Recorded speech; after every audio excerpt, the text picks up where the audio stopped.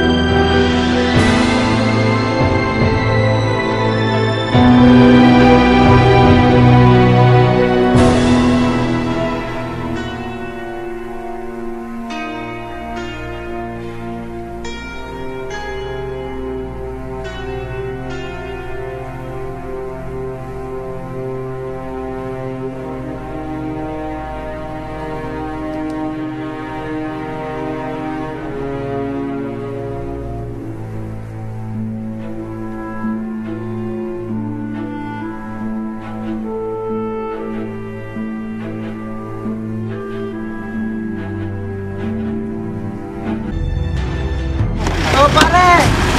Babangka ko, pare! Kailangan.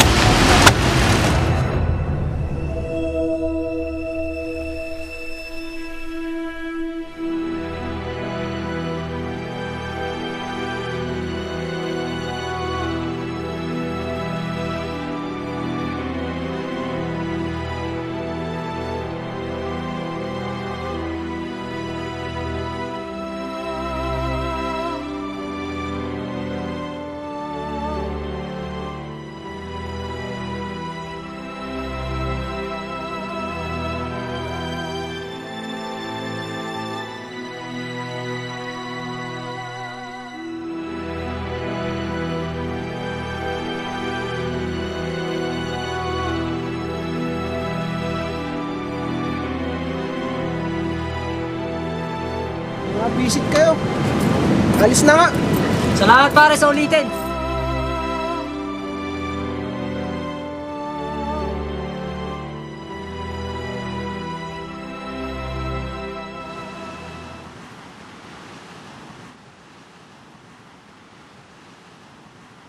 Anong ulam? Sim ka na naman. Wala kang pakialam.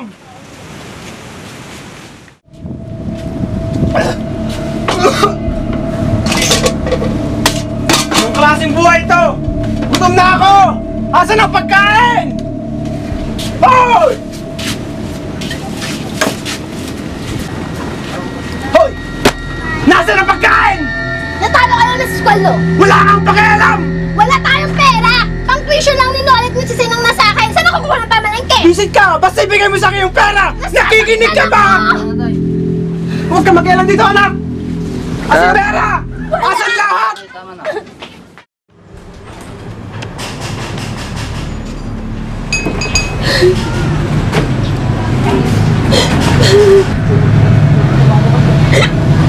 Nay, tama na. Tumigil ka! Wala kang kwenta! Ano sinabi mo? Ha? Malis ka dyan! Ikaw! Ano sinabi mo kanina? Tama na. Ha? Wala kang kwenta! Tay, ano ba? Sinabi ng tama na, di ba? Tama na! Ang bastos mo, anak! Anong problema mo? Ha? Wala kang karapatan na magsabihin ako ng ganyan! Tama na! Saksak mo sa baga mo! Anak lang kita! Ha? Ha? Wala kang pakialam! Tama na tay! I-check yung bata ka! Tama na tay! Tama na! Kuya, tama na! Hayop ka! Ulit, kuya. Hayop! Bitaw niyo! Noli! Magsama-sama kayo! Wala kayong kwenta!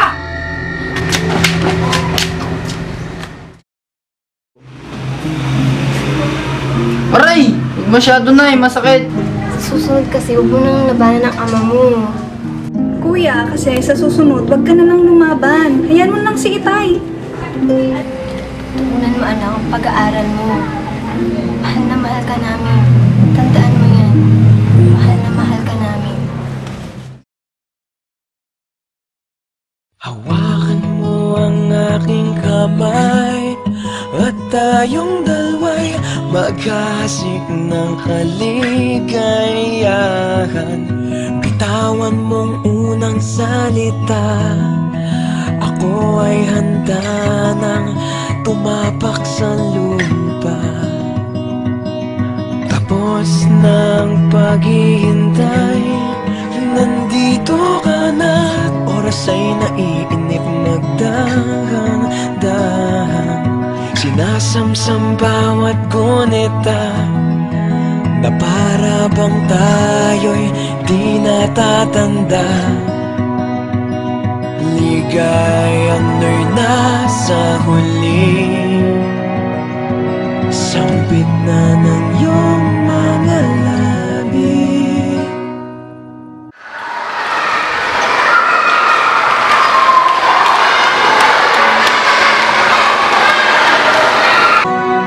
Nakita rin ang ating landas, wala nang iba. Akong hinihiling kung di ika'y pagmasdan. Mundo ko ay iyong niyanig, o anong ligayang kay sumama sa akin. Nais ko lang humimbing sa saliw ng iyong tinig.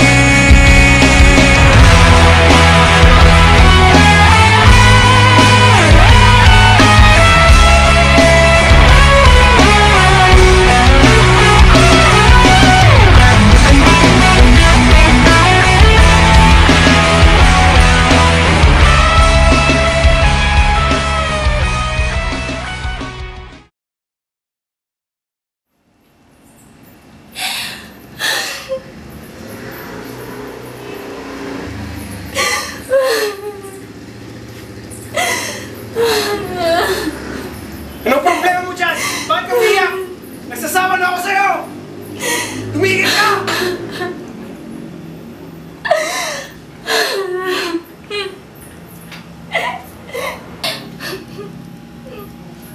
Maawa ka na sa akin. Anong iniiyak-iyak mo dyan? Tama na. Nagsasawa na ako sa'yo! Ha? Anong problema mo sa akin, ha? Nagsasawa na ako sa'yo! Maawa ka na sa akin. Ha? Hindi ka nga dito. Gusto mo, ha? Gusto mo patayin kita? Ha? Pagod na ako sa kabubugbog sa'yo! Ha? Ha? Gusto mo patayin kita? Maawa ka na sa akin. Wala akong awa sa'yo! Ha? Ano? Ano gusto mo? Gaga ka!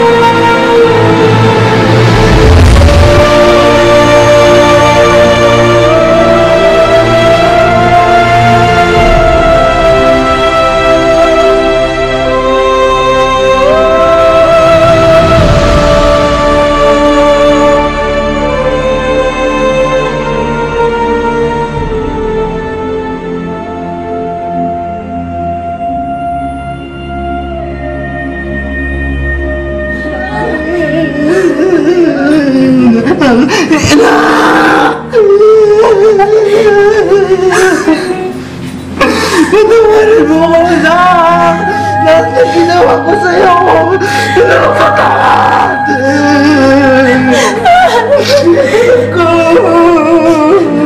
Anak, patawad! Pero kung kasalanan mo na lahat ng ito eh! Hindi sana nagkaganito yung anak natin! Patawarin niyo lahat! Masama akong kapatid! Di ba tayo para sa isa't isa?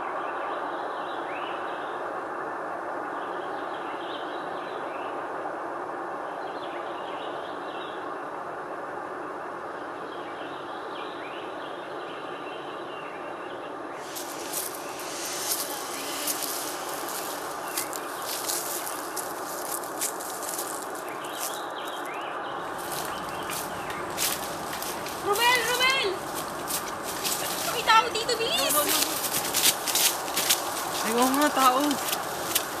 Teka, si Susain. Lika, humingi tayo ng tulong. Saan tayo hingi ng tulong? Tulong! Tulong po! Bilis! Andito siya! Dali! Dali! Doon! Andito! Doon! Andito siya! Dito!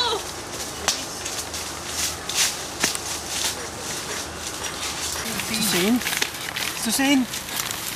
Ano nangyari sa anak ko? Susain! Sino may ikaw dito?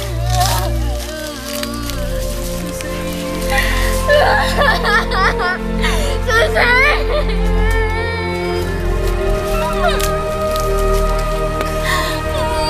Wala naman si Noli. Ikaw ba anak? Hindi ko na kaya mamalat pa ng isang anak. Sino ba gusto mo, no? Nawala nga si Noli. Sumunod ka ba, anak? Sino kumay ko mo? Demonyo! Demonyo yung may gawa nito sa kayo!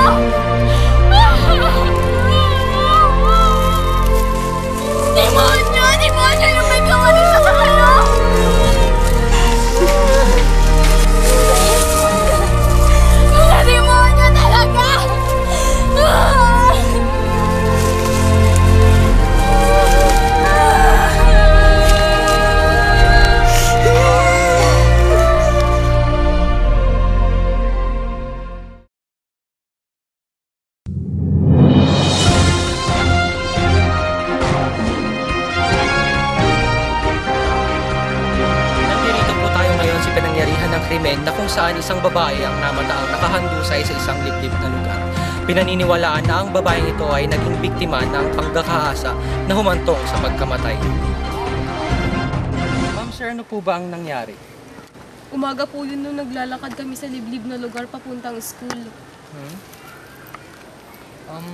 Bigla pong may nakita kaming babaeng nakahandusay po sa harap namin. Yan po, nakilala po namin na si Susain, ang kaibigan po namin. Tapos yun na po, tinawag namin po yung mga parents niya para po makita niyo. Maaari niyo po bang ipakita sa amin kung saan niyo nakita ang naturang biktima? Hindi po, dito po, sumunod po kayo sa akin. Nandito po tayo ngayon sa mismong pinangyarihan ng krimen na kung saan natagpuan ang bangkay ng biktima.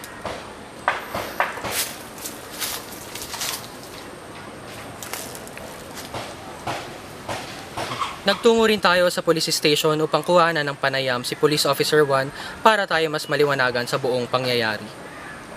Kita natin ang posisyon ng biktima na nakandusay sa isang liblib na lugar. Ayon sa investigasyon, nakita natin ang mga pasa sa kanyang katawan dahil sa panlalaban nito. Ayon sa insidente, natagpo ang walang saplot o nakahubad ang biktima. Naharap ang akusado sa kasong rape with homicide na may karampatang parusa ng habang buhay na pagkakabilang.